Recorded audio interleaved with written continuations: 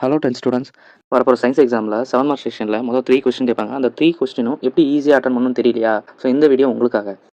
சயின்ஸை பொறுத்த வரைக்கும் நமக்கு ஹார்ட் ஒர்க்கை விட ஸ்மார்ட் ஒர்க் ரொம்ப முக்கியம். ஏன்னா சயின்ஸை பொறுத்த வரைக்கும் 23 லெசன்ஸ் இருக்குது. ஸோ 23 லெசன் படிக்கின்றது கொஞ்சம் கஷ்டம் தான். நான் உங்கள்கிட்ட சொல்கிறேன், இந்த பாடங்களை மட்டும் படிச்சிங்க அப்படின்னா மட்டும் போதும், உங்களால் 7 மார்க்கில் ஃபுல் மார்க் வாங்க முடியும். ஸோ ஃபஸ்ட்டு என்ன பார்த்தீங்க அப்படின்னா ஃபிசிக்ஸை பொறுத்த வரைக்கும் நமக்கு 6 லெசன்ஸ் கொடுப்பாங்க. நீங்கள் ஃபஸ்ட்டு 3 லெசன், அதாவது இயக்க விதிகள், ஒளியியல், வெப்ப இயற்பியல், ஸோ இந்த பாடங்கள் நீங்கள் முடிச்சிட்டா மட்டும் போதும், உங்களால் கண்டிப்பாக ஒரு 7 மார்க்கை அட்டன் பண்ண முடியும். மின்னோட்டவிலையும் படிச்சிங்க.